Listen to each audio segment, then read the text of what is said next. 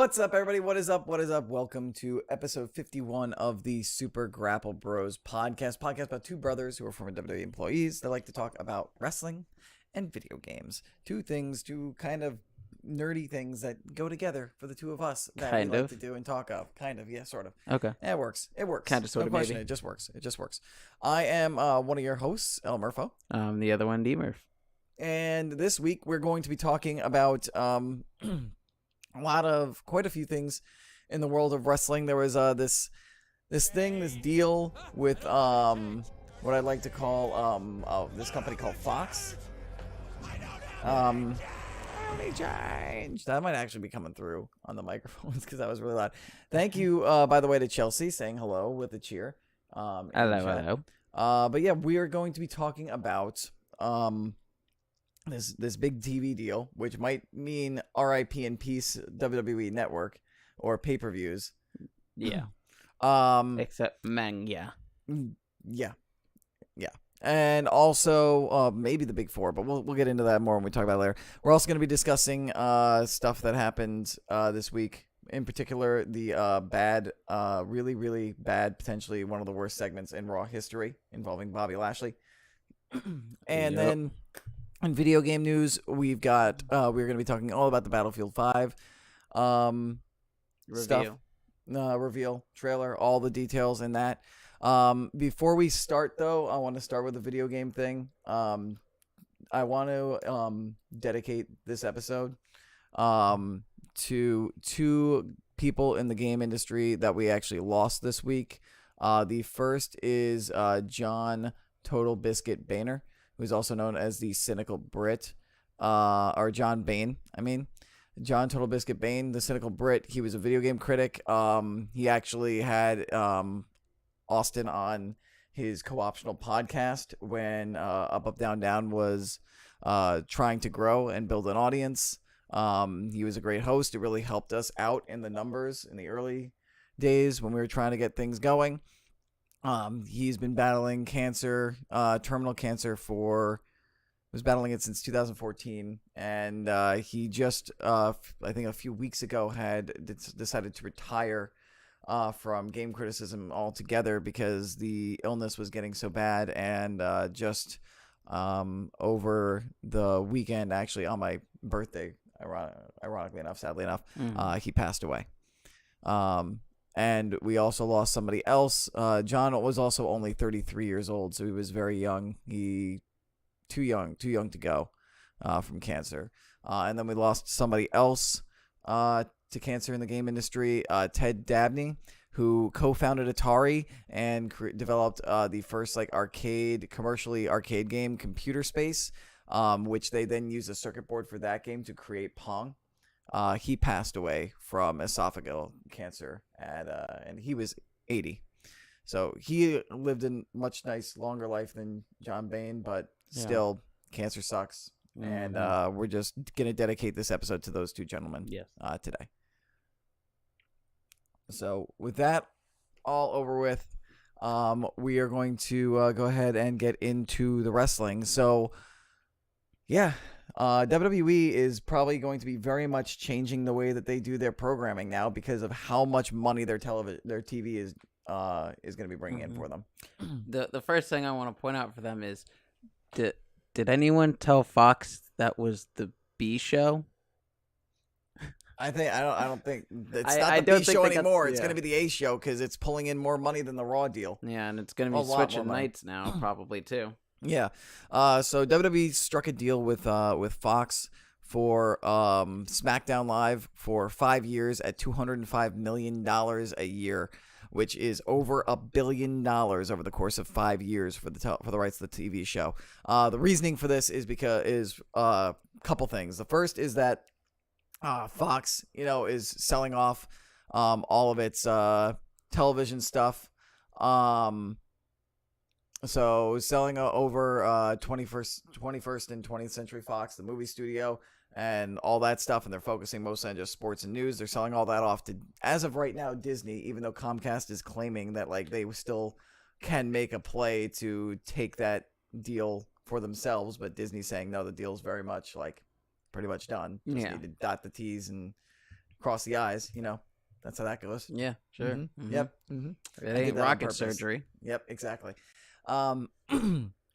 So, because of that, they are focusing on, again, like I said, sports and news, and wrestling is is sports entertainment. It's athletic, and it's also in the world of on-demand services like Netflix, like WWE Network, like Amazon Video, like Hulu, like Verve, like all those, like Crunchyroll.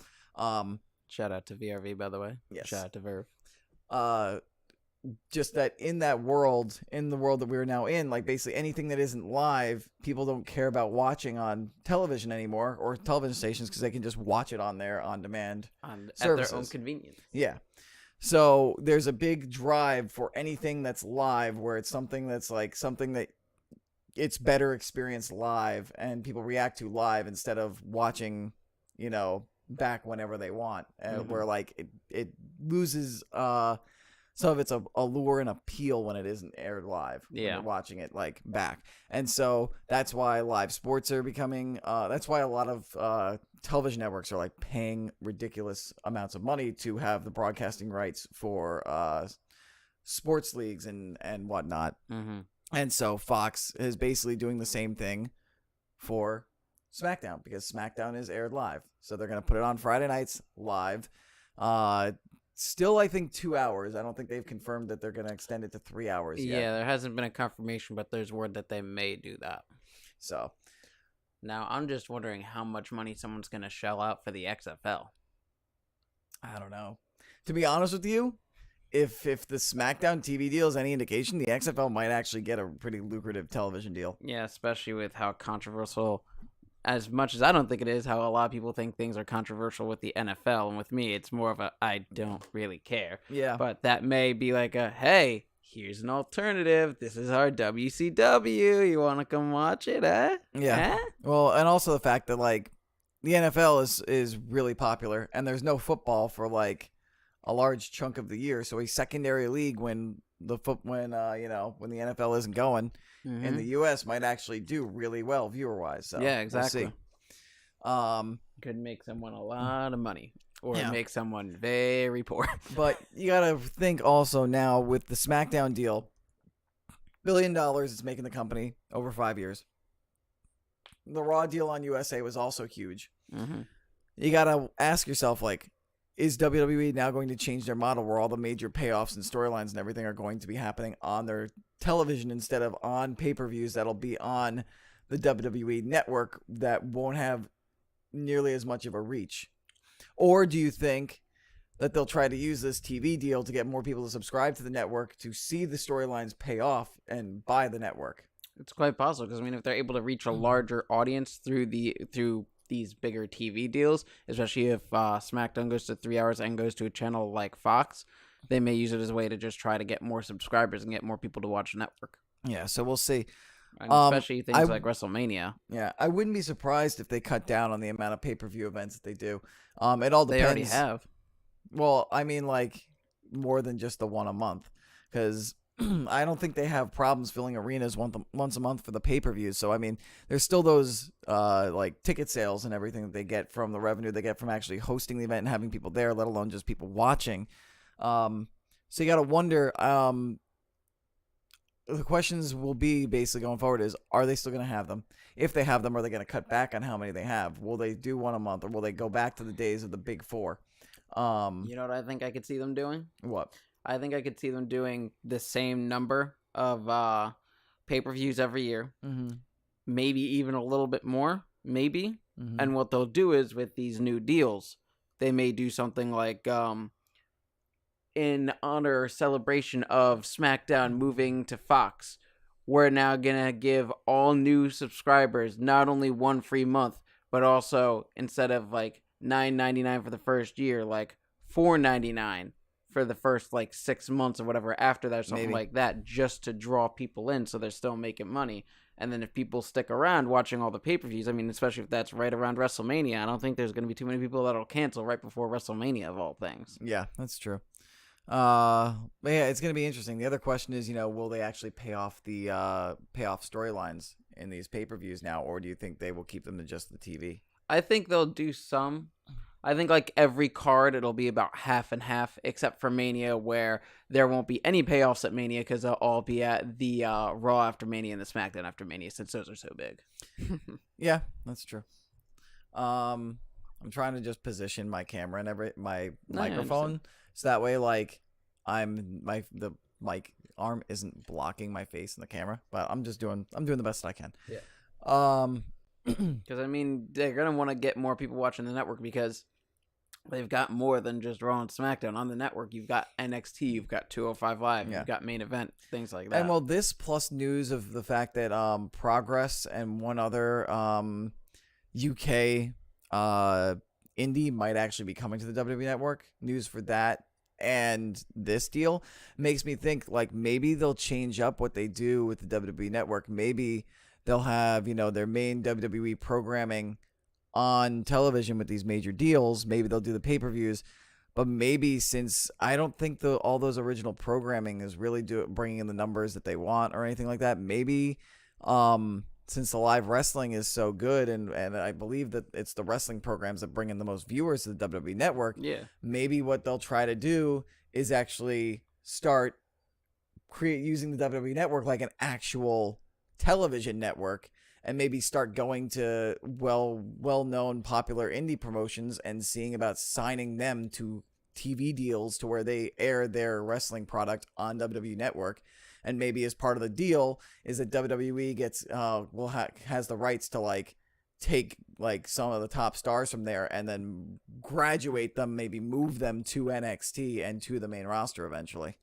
And then that expands the amount. Then WWE just doesn't become a network focused around the WWE, but it becomes an almost all-encompassing wrestling network. Yeah. I mean, they may do something involving things like Progress and everything and incorporate it into... I mean, they've been talking for years. Well, not years, maybe a little over a year, since that's when the UK tournament was, that they were considering trying to do maybe a weekly show that's based in the UK, like they've been doing with 205 Live. Yeah. So, I mean, they may use it to incorporate it with something like that. Who knows? Could be. I just think if they sign the deal, depending on how much money they spend for these deals, it might save them in operating costs and logistical costs and all that of actually like owning and putting on their own shows. Yeah. But I mean, they could do that. They could just do maybe instead of being like, well, why should we sign these guys? Let's just make more wrestling shows on the network, and we'll make our big money on SmackDown and Raw. Yeah. And one thing that I think would be cool, I don't know if they'll actually do it, but one thing that might be cool that they, someone like Progress might want to do, I mean, they have a really good working relationship with WWE. I mean, after all, we had, as I pointed out, when they did Tyler Bate defending the UK title against Pete Dunne in TakeOver Chicago, Pete Dunne came out with the Progress World Championship. He just came out with it like, oh, NBD, no big deal. Yeah. And then they had a tournament in Progress recently, and WWE allowed Cassius Ohno to go into that tournament. Well, yeah, that's compete. Because I think Progress is like, you might have said this already, and I might have just... They have a good deal. Yeah, Progress have a deal with WWE and are in bed with WWE. Yeah. But what I'm saying is I wouldn't be surprised if, I mean, a lot of these other companies, like if you go to watch Wrestle Kingdom or just like any random indie show, how much is it going to cost you streaming? What if it could only cost you $9.99 a month, and then you get all of their exclusive stuff? Yeah. Where Progress would keep doing their own stuff. It's just instead of going to all these other random streaming services, they go into this. They get a good paycheck from WWE, a good amount of the money for each show they do, and it allows them to give it out to more people for a cheaper rate, so they might get more people watching their products and going to their live shows and everything. That's what they might look to do. And it makes sense. Yeah, it does. So... It's really interesting. It's exciting because it means that WWE business is going to be well for WWE. They don't need the network to keep succeeding, at least for the next 5 years. Mm-hmm. So it's going to be very interesting to see like what this deal does and where it'll take WWE. Yeah, but it's a good thing. It's a good thing for wrestling fans and for WWE. Yeah, I was just gonna say it's a good time for wrestling. Yes. Chelsea says that she thinks it was a good move to go to Fox. Apparently some people are skeptical about it, but I think it's a good move. You're going to Fox, and you're not just going on to like Fox's affiliate. It's not like you're going to FX or Fox Sports 1. I mean, I think FX is part of the deal to Disney, but you're not going to Fox Sports 1. You're on Fox. Yeah. Like actual Fox network that everybody gets. Yeah. Even people who don't have cable get it. Exactly. You're getting Fox, which has had shows like Brooklyn Nine-Nine and New Girl and other big shows like that. Mm-hmm. And that's recently. Yeah. So, and also hello to Footballers who is in the chat. So let's move on from the television deal. Let's talk about what happened this week. Namely, the only really big thing that I think we need to touch up on outside of Money in the Bank matches and whatnot, like forming, is the atrocious, god-awful segment involving Bobby Lashley, which I did not watch. I didn't get a chance to watch like SmackDown or Raw this week. And I just been a crazy week. Haven't had time to watch this segment. It's so bad that like I'm glad I didn't see it, but I almost want to see it because if it's that bad, I feel like I gotta watch it. Poor Sami Zayn being thrown into that. Yeah, I haven't seen it, but I mean, it's just getting trashed everywhere. Well, do you want to talk about what tell the fine people and listeners and viewers what the segment was? Yeah, Sami Zayn had Bobby Lashley's 3 sisters on. Sisters, quote unquote. Hey, you don't know their gender. I'm not assuming it. It sounds like you are. I'm just doing that because there were men dressed in drag. Well, for people who are listening to us on audio and can't see that nice little visual gag you just did air quotes. Mm-hmm. Great for a audio medium. That's why I said quote unquote when I said after I true. said sisters. Yeah, I'm aware. I'm aware that we have an audio version. Whatever. We'll edit it in post. But yeah, Sami Zayn brought out his quote-unquote sisters, and they were men dressed in drag, and it all did was piss off a lot of people. And apparently, Bobby Lashley comes out not pissed off that, like, he's got these, like, bad-mouthing his sisters and, like, by having these people dress in drag and pretend to be them, he comes out laughing. Yep. Laughs at them, and then beats them all up. Sounds about right. Mm-hmm. Hey, WWE, good job with how you're bringing Bobby Lashley back. All I'm going to say is it's a good thing that they reached a deal with Fox before that segment aired. Yeah. Fox might have been like, well... Swerve. Avoid this. Avoid it now, like the plague. Don't dot that last T. Yes, or cross that final I. God. I saw what you did there. So yeah, that if you want to like cause yourself pain, go see the segment. Or if you want to see how bad it is, but it was apparently atrocious. Yep. God awful. Real bad. Mm-hmm. So what else happened in the world of wrestling this week?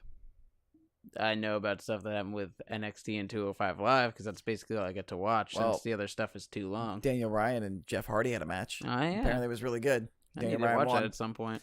And D-Bry's facing Samoa Joe. Samoa Joe next week on SmackDown. Or, winner, as Roman Reigns says, Samoa Joe. But that's how he says it. The winner goes into the Money in the Bank ladder match. Who do you think's gonna win that? Who's in it again right now? This is right now. A member of the New Day. Yep. I think Kevin Owens, Bobby Roode. And I can't remember. Is the Miz in it? Miz is in it. That's right. Okay. Miz is in it.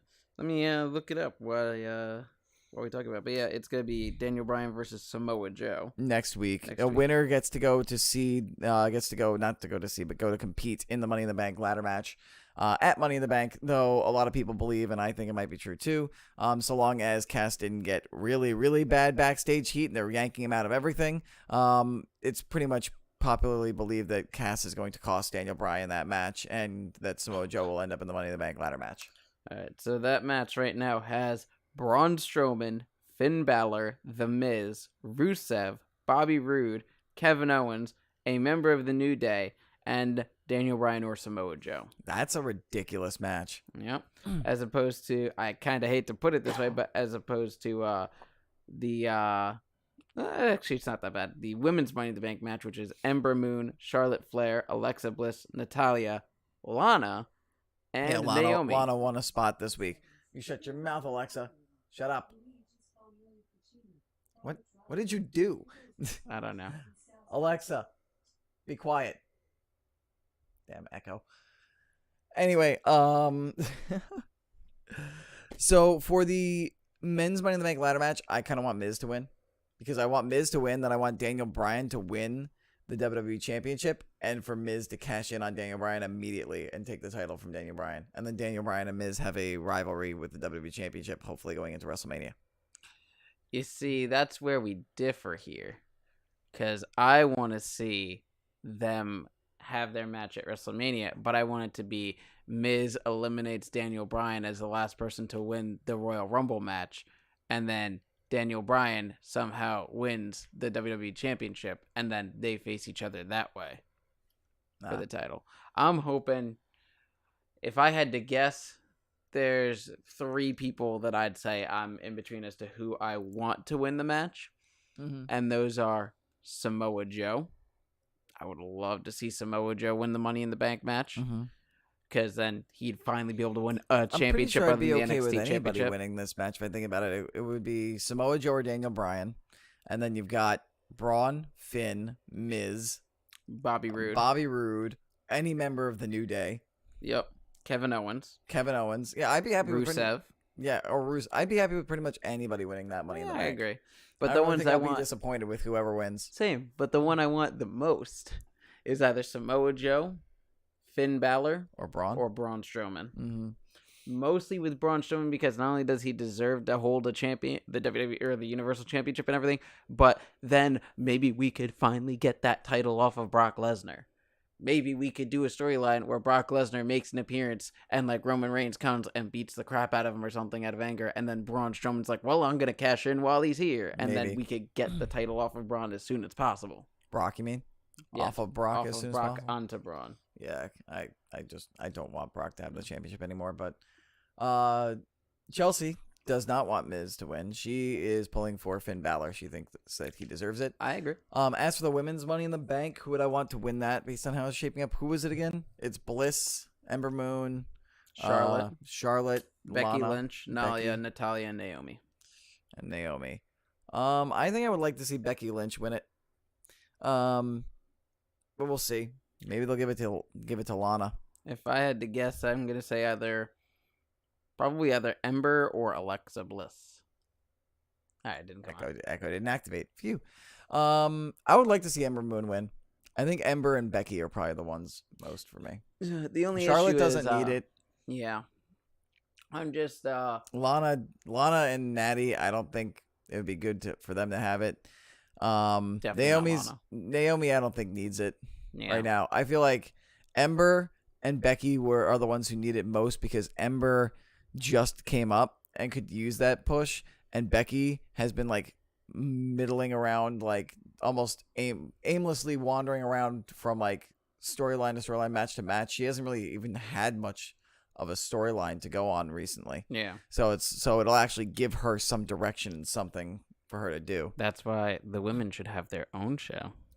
So that way all these women could get their own time and be able to do stuff. Maybe in time they will. Yeah. But I'm thinking about it. I don't think Ember Moon's going to win. Even if she's slated to win, she's probably not going to win, because she's probably going to break her tailbone when they inevitably have her do an eclipse off the top of the ladder. Off the top of the ladder, yeah. That would be nuts. Which I really don't want to happen, but I could unfortunately see that happening. Mm-hmm. So I think that's all the big stuff really that's going on in WWE right now, aside from Stephanie McMahon coming out and burying everyone and pretending that she didn't get destroyed by Ronda. And then she made somebody, I don't know if it was a writer who wrote this in the promo or if she ad-libbed it, but she said to Ronda during the contract signing with her and Nia Jax that WWE doesn't have weight classes, but there's 205 Live, where you have to be 205 pounds or less to compete in, which means it's a weight class. Hey, Steph, show. I'm just going to remind you, your husband runs a show in which one of the storylines of it is the guy who's now going to get to face for the championship of it wasn't able to before because he got too fat, apparently. Yeah, exactly. Well, not too fat. He just was too heavy. Joking, but yeah. He was 2.7 pounds overweight for it. Yeah. So they kind of do. You kind of do have weight classes. Nia and Ronda should be a good match. It's gonna be interesting to see how Ronda can work with the whole like Ronda. big wrestler, small wrestler kind of dynamic. But I'm excited. I mean, she did amazingly well at WrestleMania, so I have a feeling with her style that it's gonna be similar to Nia's match for the NXT Women's Championship with Asuka. Oh, Asuka. Mm-hmm. Okay. Because I mean, Asuka did a lot of like trying to do submission moves and groundwork and all that, and that's what a lot of Ronda's stuff is, and with the armbar and everything. Yeah. Well, so it'll be interesting. It'll be good. Anything else you would like to bring up from the week of WWE? That was. They had a couple good matches on 205 Live, and have been hyping up a match that I'm real excited for this week. If you can, tune into 205 Live this week. You'll get to see an amazing match between Cedric Alexander in his home state against Buddy Murphy for the Cruiserweight Championship. And it should be real good. There was a great match between Hideo Itami and Akira Tozawa on 205 Live. Okay. So I highly recommend seeing that. There's also a good match between Grand Metalik and Drew Gulak on 205 Live, and Drew Gulak is becoming an absolute beast on that show. And then with NXT was pretty good this week. They had a match between Heavy Machinery and TM61, in which TM61 once again won by doing a roll-up with, what's his name, Nick Miller putting his feet on the ropes, and then Shane Thorne holding his feet on the ropes to help him get the extra leverage to get the pin and the win. Mm-hmm. So they've now gotten 2 wins in a row that way. Huh. And I believe, so much for stakes and weights. Yeah. I mean, they did it to the Street Profits first. So yeah. But they're setting up for a match next week of Roddy Strong versus, as he called, the number 2 man, Danny Burch. Because when Oney Lorcan comes out, he does this, and when Danny Burch comes out, he does this. Yeah. So, but then the main event was a handicap match of Velveteen Dream and Ricochet versus Lars Sullivan, which was a hell of a match. It was really good. I'm assuming Lars Sullivan won. Yep. It when Velveteen and Ricochet were finally getting the advantage, I guess there was an accidental blind tag or whatever by Ricochet, and Velveteen thought that Ricochet was trying to screw him out of getting the pinfall and everything. Mm-hmm. So they knocked Lars Sullivan out of the ring, and then when Ricochet wasn't paying attention, Dream just kind of pulled him around quickly, picked him up, and gave him that cartwheel Death Valley driver, and just left him for Lars Sullivan to pick up the pieces and get the win. Nice. And so we'll probably get Lars Sullivan versus Aleister Black for the NXT Championship, and then Ricochet versus Velveteen Dream. Mm-hmm.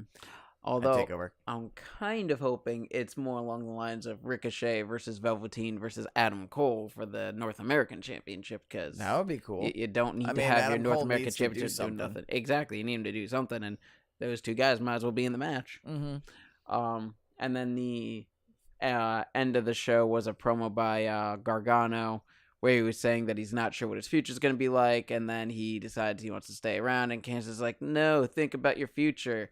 And then Ciampa comes out, and he's like, if you're still in that ring by the time I walk down to it, I'm going to end your career. And then right as he gets in the ring, Candace comes back out with 3 referees to keep them back, and she starts bringing Johnny up the ramp, telling him, like, don't do this, don't give in to him, blah, blah, blah. And then Tommaso starts taunting him on the mic, so Johnny runs up to go get him, and then Ciampa hit him off the ring apron onto Candace onto the ramp. And the show ended with medical staff attending to her. Huh. And Ciampa made a tweet later on being like, well, good thing for you. I'm pretty size you have the same girlish size neck as your wife, so you can share a neck brace. Oh, Jesus. Yep. That's great heel work, though. Footballers thinks that it's going to be Pete Dunne versus Adam Cole takeover for the North American Championship, which they could do. Be interesting. Yeah, I think if they were to have a match, it wouldn't be a title match. It'd just be like a champion versus champion match. But they could do that. The only thing I'd say about that is it was maybe 2 months ago they did Pete Dunne versus Adam Cole for the UK Championship on NXT TV. Mm-hmm. So I don't know if they necessarily do that match, but you never know. We might. And Chelsea wants to know, when do we think there will be an end to Gargano and Ciampa rivalry? In NXT with the current storyline, yes, there absolutely will be. I think it's happening at the takeover before SummerSlam, so that way you can then give Johnny and Tommaso call-ups after SummerSlam. Yeah, I agree. I was thinking the same thing. So, but I don't think their rivalry or feud will be, as a whole, in a larger scope, will ever be over. I think they'll be able to do it again on the main roster at some point, eventually. I think they're going to be basically given the Owens-Zayn treatment, where it's going to be for the longest time of, like, these guys hate each other, so here's a match of them at this pay-per-view or this show. Why? Because we need to fill the show, and they hate each other, and they'll put on a good match. Owens-Zayn route, because that got old. That got stale and old quick. Yeah. I hope with Owens and Zayn they keep them together as they are for a while, and they eventually turn on each other at, like, Royal Rumble in, like, 2 years. Yeah, even though they've been fighting each other for a while. I don't think they're going to give Johnny the championship, because he'd have to beat Aleister Black, and they're not going to have him beat Aleister Black. Plus, they'll want to give it to Adam Cole eventually at some point. And, there's EC3, who also needs stuff to do now that he's there. So, I don't know. Plus, they might want to, Ricochet, I think they're going to keep him with the North American title, but, like, I don't know. I don't think they're going to give the title to Johnny. I think he had his main events. He had his 5-star match with Andrade.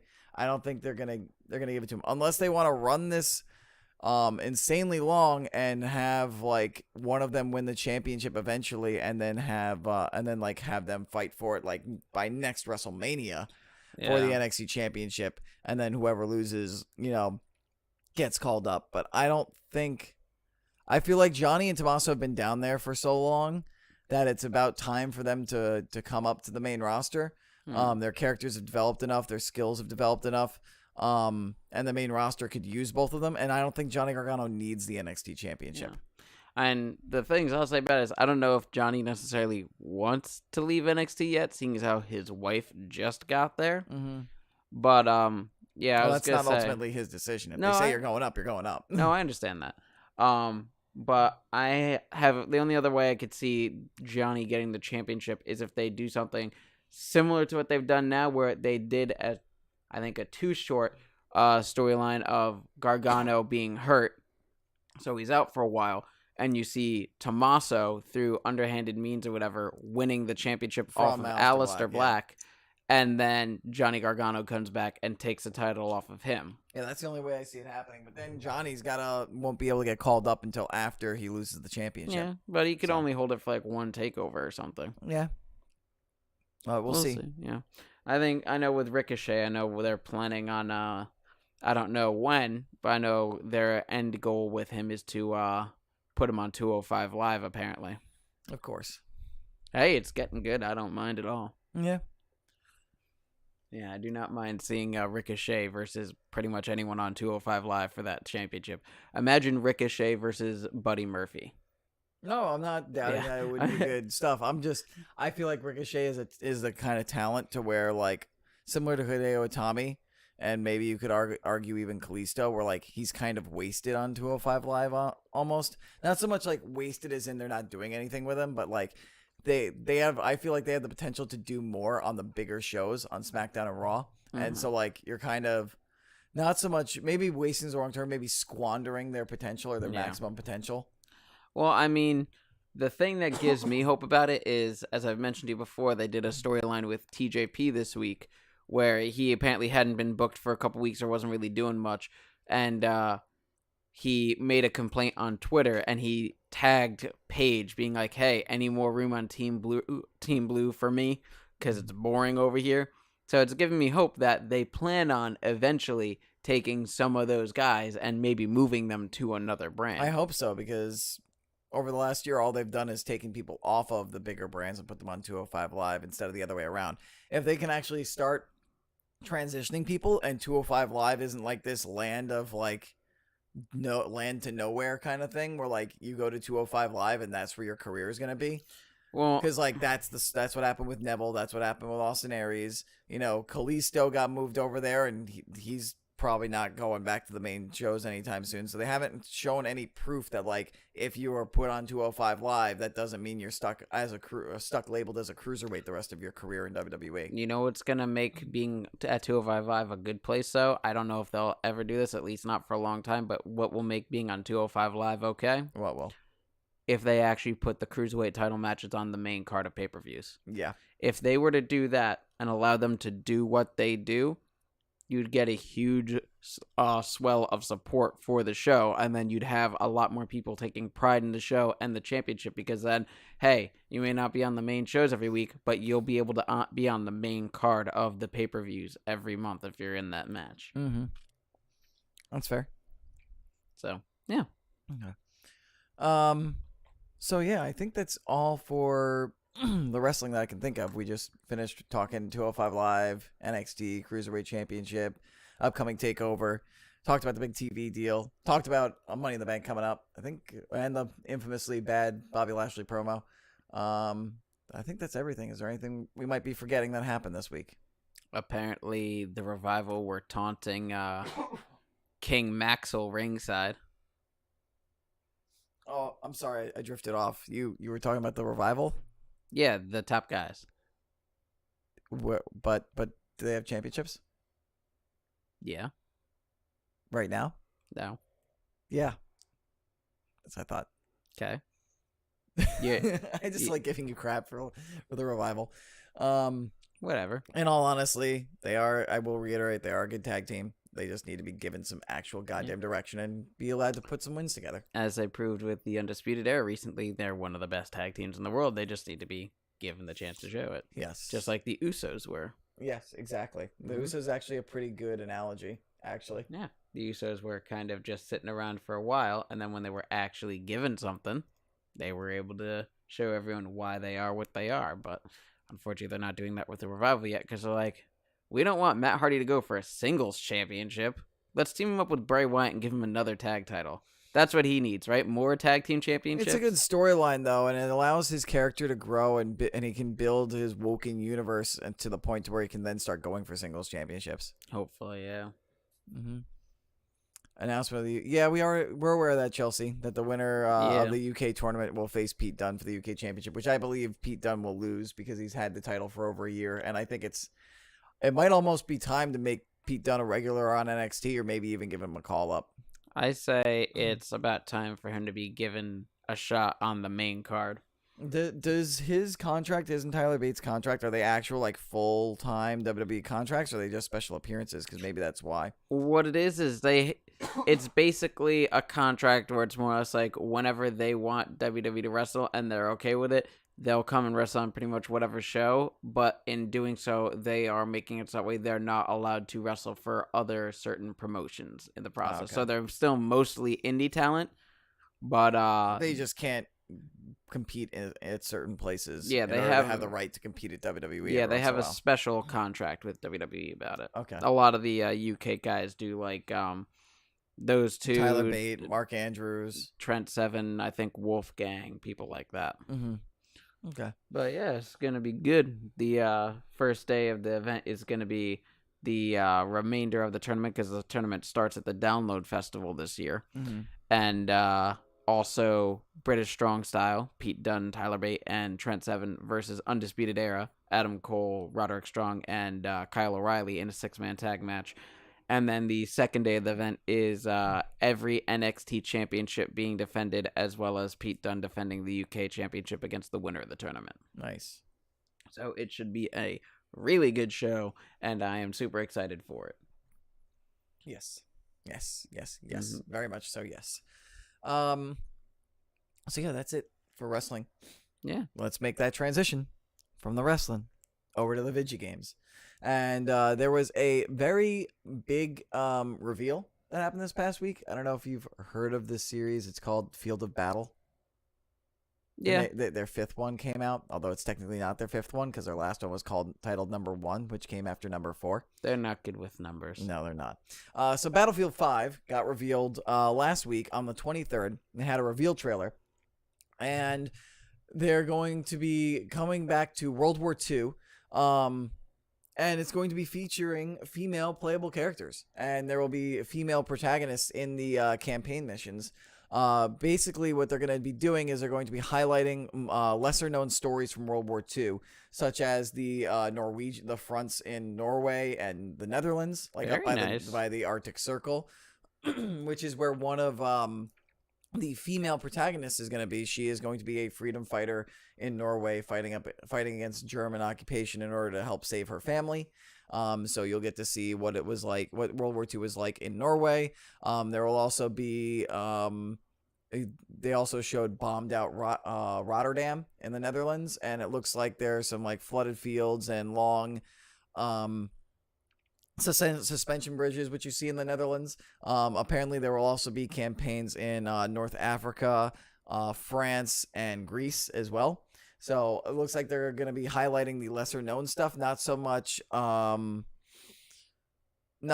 like the main front that the Americans and the British fought on the Western Front, or even the Eastern Front of Russia. So they're trying to like show other sides and keep it fresh while still going back to an old tried and true era for shooters, which was World War II. Yeah. So very exciting. Yeah, and yes, Chelsea, the trailer, I believe, is on YouTube. It's also on Polygon. If you go to polygon.com, the revealed trailer is in one of their news articles, so you'll be able to find it there, or it's probably just in their video section as well. And happy Memorial Day, guys. Yes, today is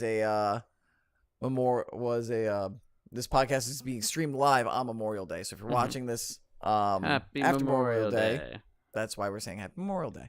And yes, my barbecue yesterday was nice, very nice. I was the cook. Yes. He cooked. He volunteered. He's a good cook. Mm-hmm. He makes good burgers. And dogs. Not gonna lie, it's like close to, I'm gonna say, the 12th time I've grilled this season already. Already? Yes. Jesus.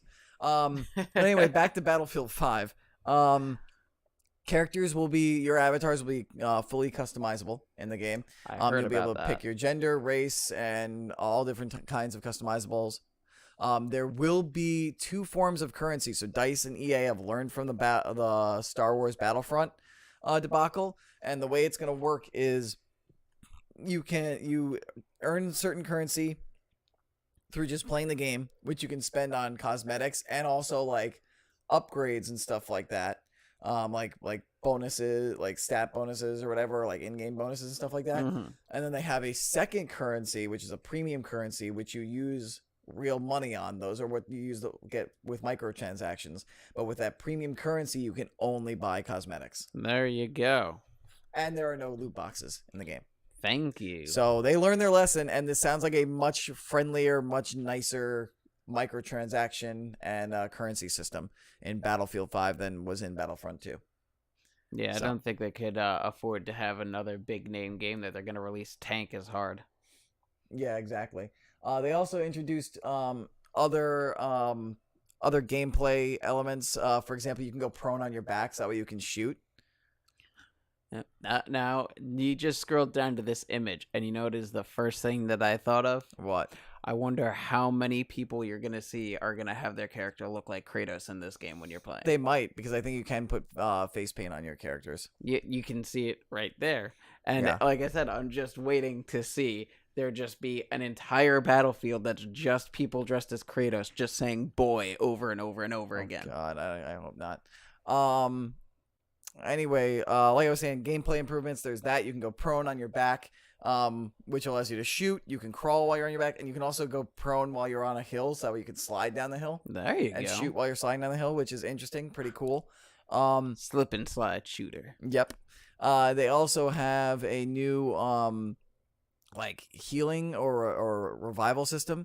You can get up anybody in your own squad, but if you're in the medic class, you can get anybody on your team up, because the way Battlefield works is that there are 4-man squads within the larger, like anywhere from 20 to 50 person team. Yeah. So medics can heal anybody, and everybody can heal everybody in their own squad. Revive everybody in their own squad. When you get shot and killed, it's going to show the person who killed you and then cut back to you, and you'll be on the ground bleeding out calling for a medic. And you can either choose to bleed out and start respawning, or just wait to see if somebody's close enough to get you up and revive you. There you go. And when you respawn, you suddenly appear over the shoulder of one of your squad mates as if they're carrying you. And then when you respawn a short distance from them. All right. From that person. That's cool. So, interesting little twist and change on the gameplay there. There are a couple of different additions for the game. I'm going to bring my mouse closer so I can actually talk well into the microphone. There you go. There's the deluxe edition, which comes with some perks: the British Special Air Services and German Airborne cosmetic sets, special assignments for them, which I guess are like in-game missions. Yeah. And then 20 cosmetic items delivered weekly via quote-unquote airlifts. And there's a regular edition as well. If you pre-order the game, you get into the beta that they will be doing that they haven't released a date yet for, as far as I'm aware of. You get additional paratrooper cosmetic items, 1 additional special assignment, and 5 weapons for Battlefield 1. Which is interesting. Mm-hmm. There's also no more premium pass, which was normally given in case you wanted to, which was basically like the season pass for extra maps and weapons to come later. Instead, all additional content, maps, game modes, and weapons and whatnot will be free. There you go. So, and again, there is going to be a single player campaign. We talked about theaters of war, and they're basically going to be handled just like they were in Battlefield 1, where basically you go into that theater of war and there's like a series of campaign missions, like anywhere from 3 to 5 missions that you'll play back to back, as like the character in that theater of war. All right. So that's how the story's going to go there. I believe a lot of the same multiplayer modes from Battlefields like 3, 4, and 1 will be in Battlefield 5. Apologies, I did not get perfect night's sleep last night. Apparently, there's going to be this new game mode called Combined Arms. Allow up to 4 players to take on cooperative raid-like engagements with multiple objectives. It will feature a press your luck format. This is information coming from Polygon, by the way. With the final objective being the most difficult. Squads will have to make a decision if they want to attempt the final objective or if they want to extract what they've earned so far. So I guess you'll earn maybe like stuff to use in multiplayer or whatnot, like maybe like cosmetics and stuff like that. So interesting. Almost sounds like kind of a Escape from Tarkov kind of thing. All right. Except maybe not as brutally hard. Yeah, probably. And then I think that's pretty much most of the information that we have so far. Pretty much. We're gonna know more about the game in E3 in Los Angeles. No way. Yeah, surprise, surprise. And then I think the game is coming out in October. Yeah. So whoever has EA access or an Origin access will be able to play the game as of October 11th. And then the deluxe edition, people who buy the deluxe edition will also get to play the game 3 days early on October 16th. For everybody else who gets the regular edition, they will be able to play it starting October 19th. Very nice. Lots and lots of information on the battlefields. And now, is there something you might want to talk about that you like to talk about every episode? Yes. At E3 this year, I am hearing that they're going to be coming out with a new Battletoads game. Oh, really? That's very interesting. Here we are with your Overwatch news. How is that anniversary event going? Oh, it is very fun. Yeah. Yeah. When you log into the game at the start of the event, you got a legendary anniversary loot box, which I believe guarantees that you get at least one. You told me about that. I still need to log in and make sure that I open those. Yeah. So I got the legendary Torbjorn skin, which is Cybjorn, a Cyborg Torbjorn. It's really cool. And I also got a second legendary in the pack, which was the Sombra skin from the Summer Games event this last year. So nice. Yeah, it's really cool. They got a lot of really cool skins. They've got, I think one of my favorites is they've got Sherlock Holmes McCree, which looks really cool. I saw that skin, actually. It looks cool. Yeah, there's a lot of really nice looking skins for it. And every skin and everything they've had from past events is available. So I've just been getting in as much stuff as I can. And they're doing it where every day is a different game mode from a past event. I know yesterday was Retribution from the Overwatch this year. I think they called it Archives event. The day before was the Uprising event from the year before. They've done the Yeti Hunt from the Christmas event this year, or the Winter event. They did May Snowball Offensive from that. They've done Junkenstein's Revenge. And the first one they did, which they also are doing again today, which I really want to play because I love this game mode, is Lucio Ball. Lucio Ball is so much fun. And along with it, they dropped the new Petra map, which Ooh. you may recognize Petra from Indiana Jones and the Last Crusade. Because it's where he finds the Holy Grail in that and everything. And it's a really interesting map. I played on a good amount. And they're now also doing a competitive free-for-all deathmatch mode along with this new free-for-all deathmatch map. So it's an interesting new twist that they got there. And there's already people saying that they're seeing hints at what they think might be the next character in the game they think might be from Greece. Oh, I don't know. Very interesting. I have a feeling that if they are going to, for some reason, do a character announcement soon, it'll probably be, or at least hopefully be, at E3 this year. Yeah. But yeah, it's been very good. It's been very fun. And if you get a chance, get in and play it, especially if there's any specific skins you want to get. You're able to get pretty much any of them right now. Cool. The one thing that's touching about it is the events that happened more recently, like the Retribution event. Those skins do not get the discount that all the other ones do after being out for a year and everything. So they're still 3,000 Well, yeah, coins. because they're still recent. They're still relatively new. And I'm just like, The event's still going on for another 2 weeks, right? Yeah, till June 14th or something like that. I gotta double check. So you guys got time to jump in there if you want to. Yeah, it's a lot of fun. It's real good. Speaking of Overwatch, let's check our weekly update on the Overwatch League. This week's slate of games, we had Dallas defeating Boston on Wednesday, followed by Los Angeles Valiant defeating Florida Mayhem, and then the Los Angeles Gladiators defeating the Houston Outlaws. 3-0, 3-1, and 3-1 were the scores. On Thursday, my birthday, the San Francisco Shock almost upset the London Spitfire, but they did not. London defeated San Francisco. The Los Angeles Gladiators 4-0'd the Florida Mayhem to no surprise, and the Philadelphia Fusion 4-0'd the Shanghai Dragons to no one's surprise. Shanghai Dragons still looking for that first win.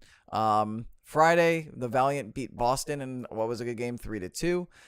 Excelsior 4-0'd the Seoul Dynasty. They're still really falling apart. Really falling behind. San Francisco Shock went and beat Houston, the Outlaws, 4-0. And then on Saturday, Seoul lost again, 3-2 to London, the Spitfire.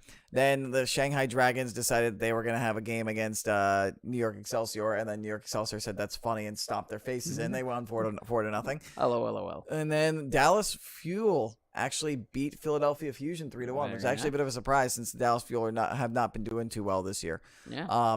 Current Stage 4 standings after 2 weeks is the New York Excelsior, the Los Angeles Gladiators, and the Los Angeles Valiant taking spots 1 through 3, all with 4-0 records. The differential is what caused the tiebreaker. So Excelsior has more of a has one more of a round differential than the Gladiators, and the Gladiators have 6 more than the Valiant. Philadelphia Fusion's in 4th with 3-1 record. Dallas Fuel is also 3-1, so they're actually having themselves a pretty good stage. Yeah. They're in 5th. San Francisco Shock in 6th. They're 2-2. Outlaws 7th at 2-2. London Spitfire 2-2 in 8th. Seoul in 9th at 0-4, along with the Boston Uprising, who are also 0-4. So those are 2 surprising 0-4s there.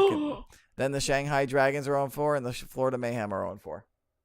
Can you not believe the Shanghai Dragons are 0-4? No, I can't believe they're not in last for once. Yeah. Technically, Florida's in last this time. Yeah, by 1 differential. They're -12 and Florida's -13. Oh, that's hilarious. Good on you, Shanghai. Footballers says that Dallas is better Philly than everything. The NFL this year would like to disagree. Shanghai, you're doing great. It's little steps. You got this right now. We're going to work our way up to your first win, okay? You can do this. You could get a win. I believe in you guys. Well, they've got, I think, the rest of stage 4, and I think stage 5 is the playoffs. So, if I recall correctly, yeah, because we got week 3, week 4. Yeah, they've got 1, 2, 3 weeks. They've got 3 weeks to try and get their first win because they're not making the playoffs. Yeah. So 3 weeks times 2, they've got 6 games left. Can they get a win in the last 6 games? We'll find out. We'll see. Yeah. And then a couple quick hit news I want to touch on real quick involving PUBG. Miramar, the map has finally hit Xbox One, the desert map. And they had an event recently, which was pretty cool, they didn't say, called, I think it was Gilly Crossing. Yep. Where basically they took out all the vehicles, all the supply drops, all the red zones, and basically everybody just spawned in, and it was just ghillie suits, crossbows, and melee weapons. Yep. And So- it was super cool. Mm-hmm. I saw some people playing it, and it looked like a lot of fun. Yeah. So that was a cool event that ended yesterday. And then one other quick hit news: The Wolf Among Us 2 has been delayed into 2019. If any of you have not played The Wolf Among Us, I highly recommend it. It's from the Telltale Games, the same people who did the Walking Dead game and has been doing the Batman game, which season 1 of Batman was good. I probably should play season 2 of that. Aren't they also going to do one for Guardians? Yeah, and I think they already came out with one with Guardians. It came out last year. Okay. That was meh. They also did a Back to the Future game as well. Okay. And they also did a Game of Thrones one, which was kind of meh also. But The Wolf Among Us is arguably their best, if not second best, next to the first 2 seasons of The Walking Dead that they've done. So I highly recommend that you give it a shot and play it. But now it's going to be pushed back into 2019, which I don't really care because as long as it's ready and it's good when it's ready, it'll be ready. Yeah, exactly.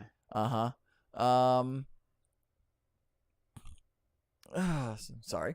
So the final bit of news I want to talk about is the big news from Epic and Fortnite.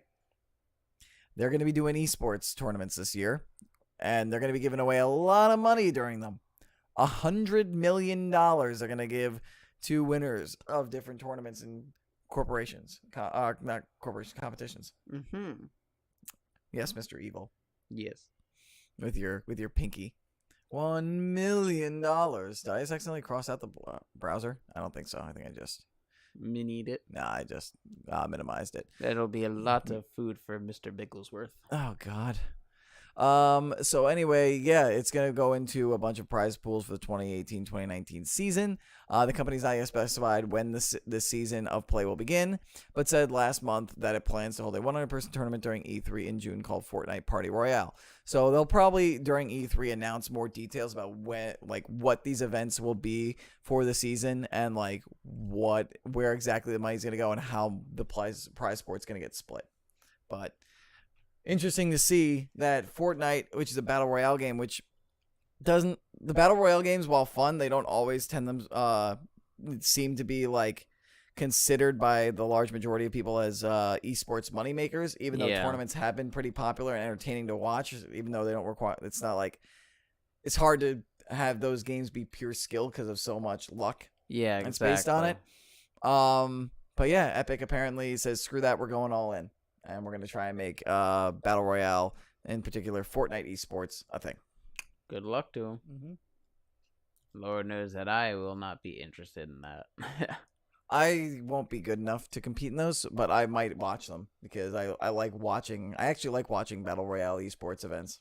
I'm just not a big fan of Fortnite. I just don't understand the whole groundswell of it because I'm like, yeah, it's kind of cool, but it's not that it's great. Fun. It's fun though. I played a little bit. I'm like, it's fun. I enjoy it.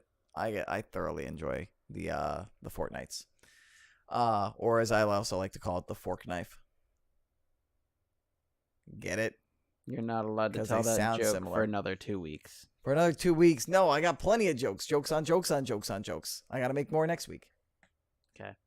I'm going to skip over that. Okay. Because you have to wait a fortnight to make that joke. No. Don't you have to wait a fork knife? I just got to get a fork and a knife and have a nice steak dinner. Steaks and weights. Yep. Steaks and weights. Steaks and weights. All right, guys. That's going to do it for episode 51 of the Super Guard Bros podcast. We are all done, all wrapped up. Do not forget that we live stream this podcast every episode on twitch.tv/L_Murpho. Mhm. You can also find us on VOD there. We also put the VOD version of this podcast out the day after it airs live on Twitch. It ends up on YouTube. That's youtube.com/LMurphoReal. So be sure to check us out there. Like, share, subscribe, comment, all that good stuff. You can catch the audio version that we have on SoundCloud, iTunes, Google Play, lots of other places where podcasts are found. Just search Super Grapple Bros. Be sure to rate, review, and subscribe. Yes, because if you rate and review, we get enough ratings and reviews on iTunes, we will become an officially rated podcast on iTunes, which means that if people are searching for us, like searching for terms like video games or wrestling or stuff like that, like we will actually show up higher in the search results. Will be more people will be able to find us more easily. So people who don't know what we are, what we do, can find us. Bring more people into the conversation. Have fun. Have a good time. Unlike John Cena, you will be able to see us. Yes, exactly. And if you have any questions, comments, concerns, feedback, any of that stuff, you can let us know via two ways. The first is an email at supergrappbros@gmail.com. And the other is by joining the El Murpho Discord server, the link of which is in the description on YouTube, the show notes on the audio version, and on the Twitch channel. Click on that, you join the server. We have two Super Grapple Bros related channels within the server. The first of which is, again, suggestions, questions, feedback, topics, conversation, trivia, stuff like that. And the other one is the viewer pay-per-view predictions, which you guys get rewards for. You get a shout-out if you get the most predicted matches correct. In a pay-per-view, you get a shout-out in the following episode, which is our review episode. And if you beat us, you also get a shout-out as of right now. And we're thinking about giving something away to whoever predicts the most either pay-per-views or matches come post next WrestleMania. I also want to say something here. I forgot to mention this to you before, but we've got a big number episode coming up in a few months, and I'm planning a certain special surprise for it. Why do I feel like it's 69, and what are you going to do? You'll have to wait and see. I'm afraid. So yeah, guys, you can also follow us on Twitter. I'm at L_Murpho. I'm at DMurph_42. We always like to tweet when we go live. I also like to update the Discord server whenever we go live as well. Traditionally, it's Saturdays, normally between the hours of 11 in the morning and 2 p.m. in the afternoon Eastern Standard Time. So that's normally when we go live. If we have extenuating circumstances like we did this week, where we will not be going live on that Saturday, we will update people via Twitter and on the Discord server. So be sure to follow us on Twitter and join the Discord servers, just so that way you know and have an idea of when we are going to be going live, if you would like to catch us live. And with that, before we get out of here, let's finish things up with the not kayfabe news article of the week. This week, we are not doing kayfabe news, but something that kayfabe news shared. This is an actual article, and it is from Cultaholic.com. Cultaholic, I know them. And they're the guys who were Adam Pacitti, Jack the Jobber. They came from What Culture Wrestling and What Culture to make their own thing. And I just want to make sure this is very clear, everyone. This is an actual headline for an actual article that is not made up at all. Are you ready? Former WWE superstar Ryback lists the, quote, "the feed me more townhouse of positivity" on Airbnb. Good God. Guys better get to Airbnb and sign up. Yep. And just be sure to bring lots of food for Ryback. Yeah. Wow, I can't believe that's a real thing. Yep. All right, guys. That's going to do it for episode 51 of the Super Grapple Bros podcast. Take care. And until we see you guys again, peace. Bye. Bye. Deuces. Bye. Bye. Bye. Bye. Bye. Bye. Bye. Bye. See you later. Bye. Bye. That's all, folks. See you later. Bye. Bye. No, thank you. Bye. Bye. Bye. Bye. Later. See you. Really going this time. Bye. Bye. Bye. Bye. Shut up and sit down.